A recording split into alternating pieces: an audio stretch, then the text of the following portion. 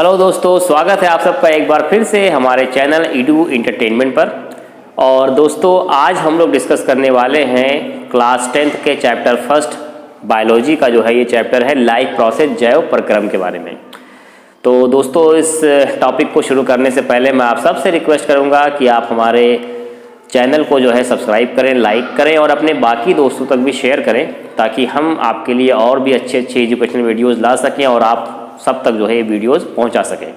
तो मैं आपका टाइम ना वेस्ट करते हुए फटाफट इस टॉपिक पर आ जाता हूं। दोस्तों से लिखा हुआ है लाइफ प्रोसेस जैव प्रक्रम।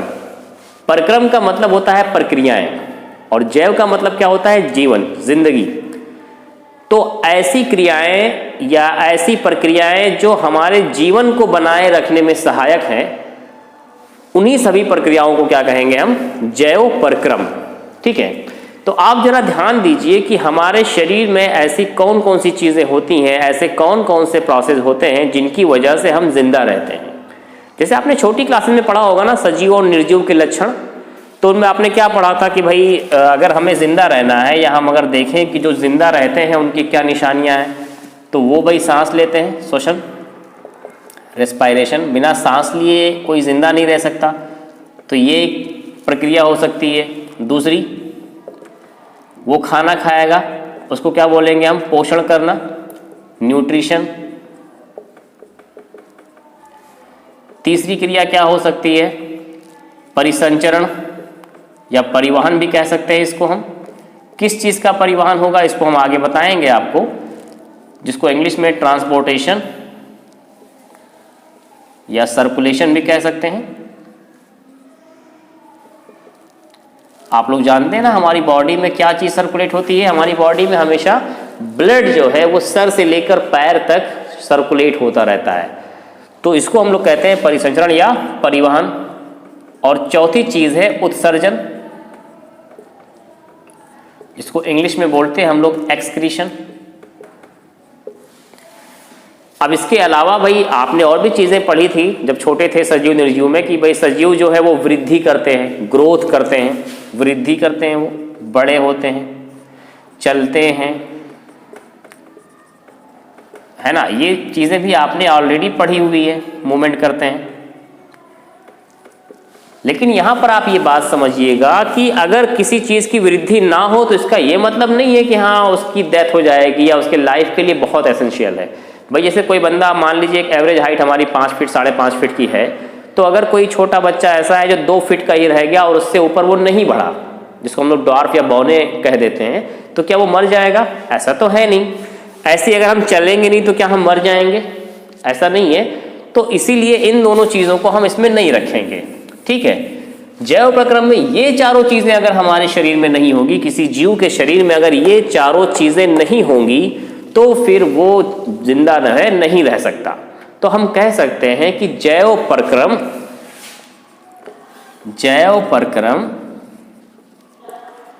ऐसी प्रक्रियाएं हैं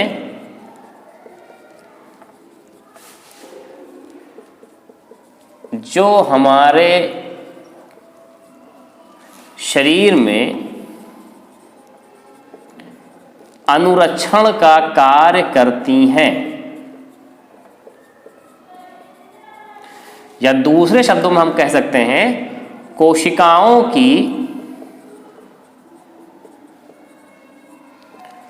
उपापचयी क्रियाओं के लिए आवश्यक है। क्योंकि ये जो सारा प्रोसेस हो रहा है वो हमारे सेल्स के अंदर हो रहा है। उपापचयी क्रिया क्या है? इसको बोलते हैं मेटाबॉलिज्म।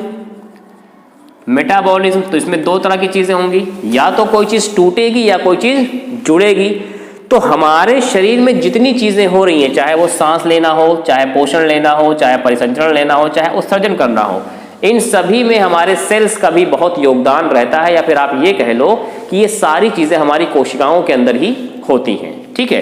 तो हम बात करेंगे आज इनमें से एक टॉपिक को लेकर के, क्योंकि चारों टॉपिक ये पूरा चैप्टर ही है आपका। तो आप ये समझ लीजिए कि ऐसी प्रक्रियाएं जो हमारे शरीर को जिंदा रखती हैं, हमारे शरीर में अनुरक्षण का कार्य करती हैं, उसे हम क्या कहेंगे? जैव प्रक्रम कहेंगे। ठीक है दोस्तों। तो ये 4 तरह की प्रक्रियाएं हैं जो जैव प्रक्रम में शामिल हैं। अब हम बात करेंगे सीधे पोषण की।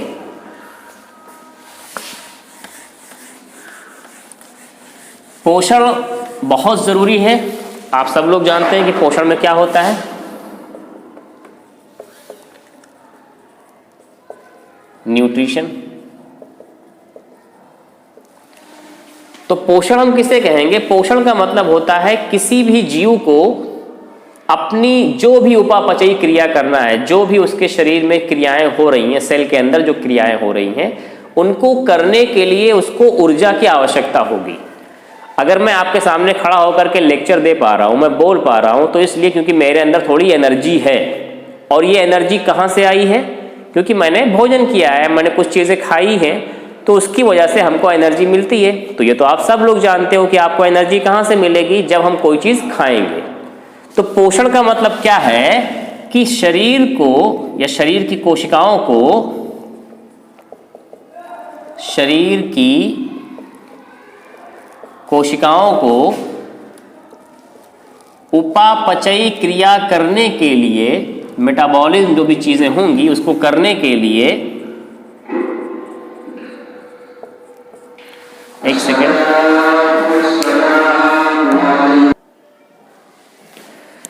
तो मैंने क्या कहा कि शरीर की कोशिकाओं को उपापचयी क्रिया करने के लिए ऊर्जा की आवश्यकता होती है।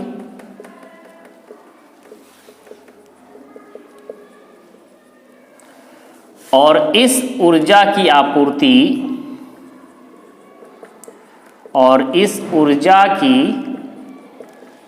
आपूर्ति के लिए सभी जीव भोजन करते हैं। सभी जीव भोजन करते हैं। इसी प्रक्रिया को क्या कहते हैं? पोषण कहते हैं। इसी प्रक्रिया को न्यूट्रिशन यानी पोषण कहते हैं। कि भाई हम सबको जो भी क्रियाएं करनी है, मेटाबॉलिज्म जो भी हमारे शरीर में प्रक्रियाएं होंगी, उन सबको करने के लिए हमको एनर्जी की जरूरत पड़ेगी और उस एनर्जी को पाने के लिए हमको भोजन करना पड़ेगा। और इसी प्रक्रिया को हम क्या कहेंगे? पोषण कहेंगे। तो आप जरा देखिए कि पोषण कितनी तरह का हो सकता है। मोड ऑफ न्यूट्रिशन, पोषण के प्रकार, मोड ऑफ न्यूट्रिशन। तो इसमें आपको 2 तरह के पोषण मिलेंगे। सबसे पहला मिलेगा स्वपोषी पोषण और दूसरा मिलेगा परपोषी। स्वपोषी को बोलते हैं ऑटोट्रॉफ और इसको बोलेंगे हेटेरोट्रॉफ। ठीक है, फर्क देखिएगा। जो स्वपोषी पोषण है, तो स्व का मतलब ही होता है स्वयं। स्व का मतलब क्या होता है? सेल्फ।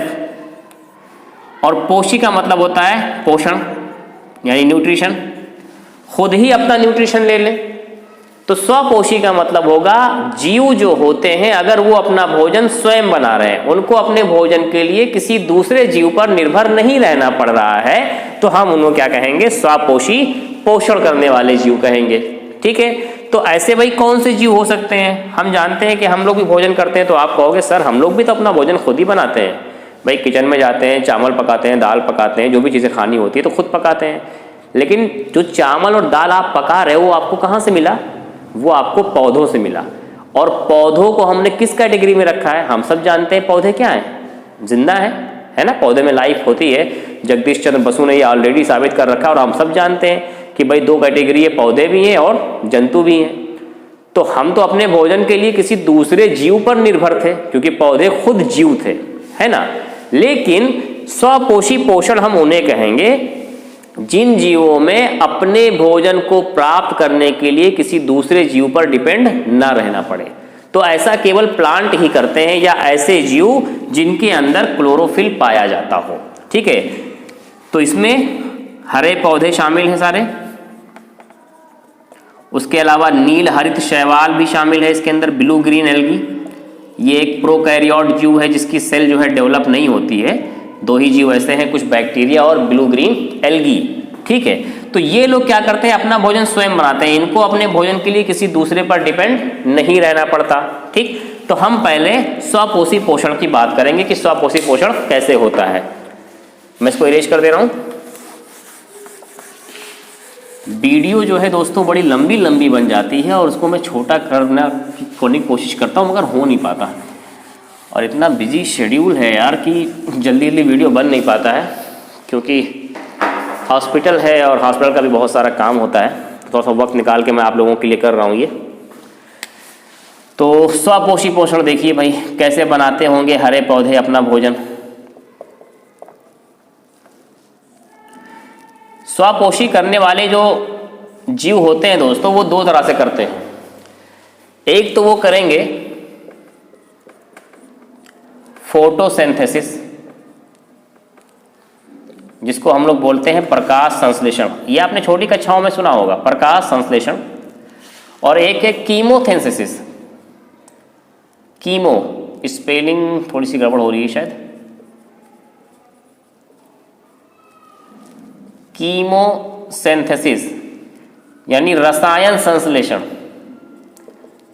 ये शायद आपको कुछ नया लग रहा होगा कि ये क्या है, बताता हूं अभी ये क्या है। देखिए पहले प्रकाश संश्लेषण की बात करते हैं।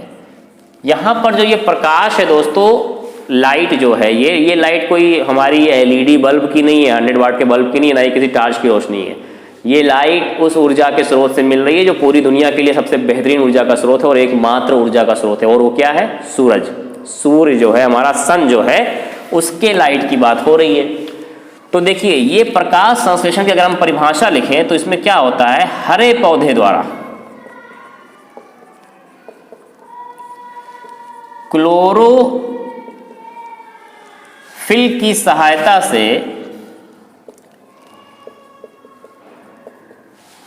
ठीक है, सूर्य के प्रकाश की उपस्थिति में CO2 पानी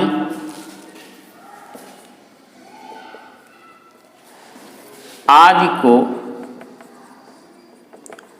मिलाकर अपना भोजन बनाने की प्रक्रिया को प्रकाश संश्लेषण कहते हैं।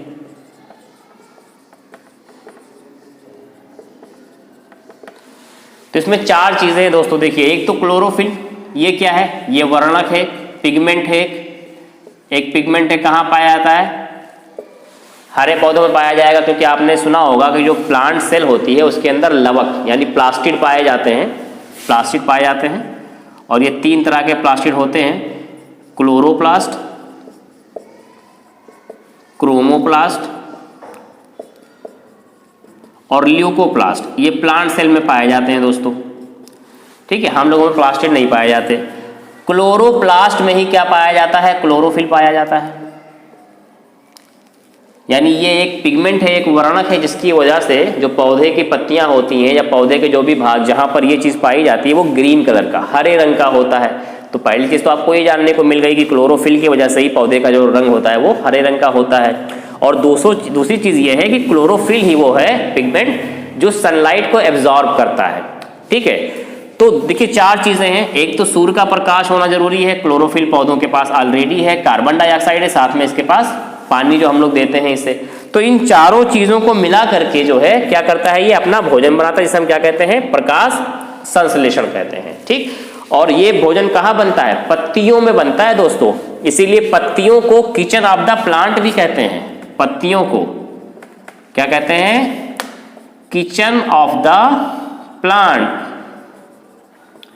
पौधों का रसोई घर, किचन ऑफ द प्लांट।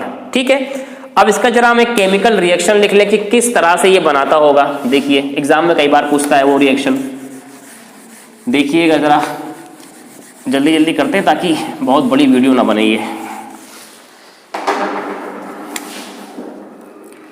हाँ, क्या क्या लेना है इसको, कार्बन डाइऑक्साइड लेना है 6CO2, साथ में क्या लेना है, पानी लेना है। भाई कार्बन डाइऑक्साइड हमारे एटमॉस्फेयर में मौजूद है, पूरे हमारे वायुमंडल में जो है एटमॉस्फेयर में ये मौजूद है। ठीक है, 0.02 लगभग या 0.03, थोड़ा सा मैं एक कंफ्यूजन है इन दोनों में से, शायद कोई आई थिंक ये है 0.03, मतलब बहुत ही कम है लेकिन फिर भी है पूरे एटमॉस्फेयर में कार्बन डाइऑक्साइड। ठीक, पानी भी है और इनके पास ऑलरेडी क्लोरोफिल तो है ही है भाई, पत्तियों में क्लोरोफिल पाया जाता है, ऊपर सनलाइट मिल गई, सूर्य का प्रकाश मिल गया। अब बनेगा क्या देखिए जरा, प्रकाश संश्लेषण का जो अंतिम उत्पाद बनेगा, यानी इन दोनों को मिला करके जो ये बनाएगा वो बनाएगा ग्लूकोज।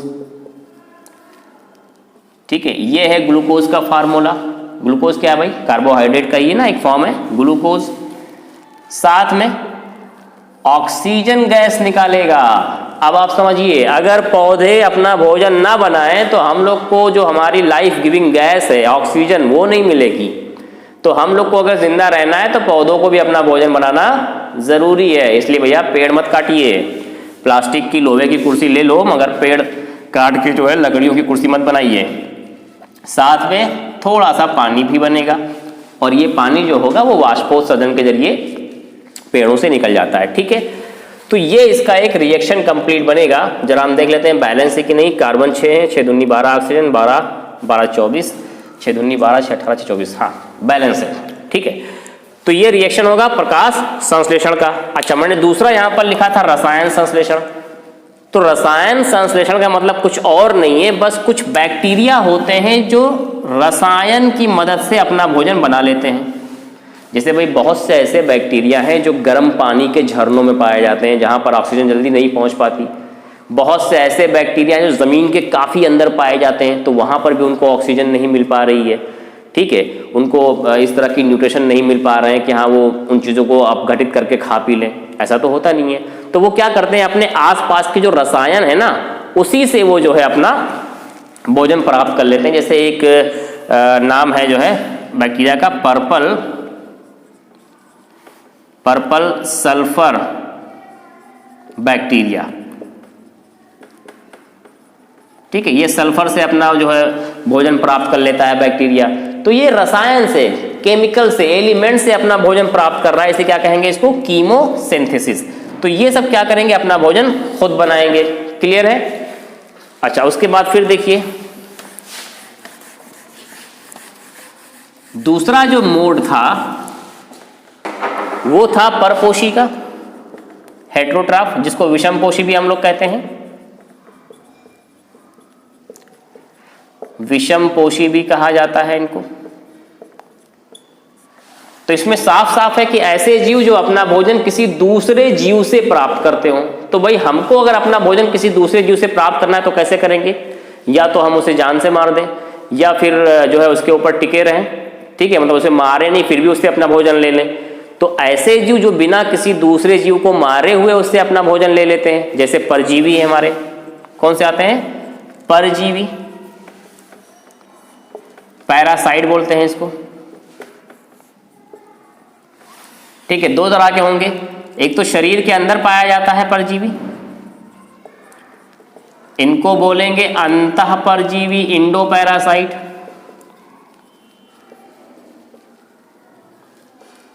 ठीक है, जैसे क्या क्या पाया था हमारी बॉडी के अंदर, लीवर फ्लूक, और एक है टेप वार्म, फीता कृमि, टेप वार्म जो बच्चों के पेट में कीड़े हो जाते हैं ना। ठीक है, एस्केरिस। ठीक, ये सब क्या है, अंतः परजीवी, जो किसी जो है जीव के शरीर के अंदर घुसते हैं तो उसका वो पोषण लिया करते हैं, लेकिन उसको जान से नहीं मारते। ठीक है, दूसरा जो शरीर के ऊपर हो, बाह्य परजीवी।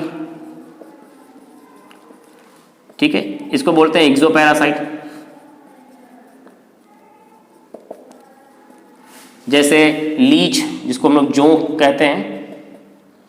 उसके अलावा जू जो होते हैं हमारे सरों में जू हो जाते हैं, लाइस, जू। ठीक, तो ये सब शरीर के बाहर रह के हमारा खून चूसते हैं, जो है वो चीजें लेते हैं, पोषण लेते हैं वहां से। तो इनको हम कहेंगे परजीवी। तो ये एक पोषण का, परपोषी का प्रकार है परजीविता। दूसरा है जो है जो सैप्रोफाइटिक होते हैं। सैप्रोफाइटिक मतलब सड़ी गली चीजों पर, मृतोपजीवी बोलेंगे इनको। ये किस पे डिपेंड करेंगे? सड़ी गली मृत जीवों पर जो है, मृत अवशेषों पर ये, ठीक है, अवशेषों पर निर्भर रहते हैं। जैसे फंजाई, कवक, जिसका एग्जाम्पल मशरूम भी है, जो हमको तो बड़ी पसंद है मशरूम की सब्जी, ठीक है। फंजाई है मशरूम जो है, इसी का कैटेगरी का है मशरूम। तो ये क्या करते हैं? सड़ी गली चीज़ों पर निर्भर रहते हैं। जहां पर भी कोई चीज़ सड़ गल रही है तो वहां पर ये बहुत ही अच्छे से ग्रोथ करते हैं, ठीक है। मृतोपजीवी हो गए। तीसरा जो है, इसको मैं इरेज कर देता हूं, तीसरा हो सकता है जिसमें हम सब लोग शामिल हैं, इनको बोलते हैं प्राणी संभोजी। प्राणी संभोजी यानी होलोजोविक। ये जो जीव होते हैं ये अपना भोजन पूरा का पूरा खा जाते हैं, पूरा का पूरा, कंप्लीट, सब मतलब पूरा, ठीक है। और पोषण के जो 5 चरण हैं, सॉरी पाचन के जो 5 चरण हैं वो पूरा ये फॉलो करते हैं। तो इसमें 3 तरह के जीव शामिल हैं, एक जो शाकाहारी है, दूसरा मांसाहारी और तीसरा सर्वाहारी। हर्बीओरस, कार्नियोरस और तीसरा ओमनियोरस, ठीक है। 3 तरह से ये होते हैं जीव। तो ये क्या करते हैं? इनके अंदर पाचन के 5 स्टेप कंप्लीट होते हैं और ये पूरी तरह से भोजन को जो है वो ग्रहण कर लेते हैं, ठीक है। तो अब हम बात करेंगे कि वो किस तरह से ये चीजें करते होंगे। तो हम लोग सीधे आ जाते हैं मनुष्य में पोषण को लेकर के, ठीक है। मनुष्य में पोषण कैसे होगा?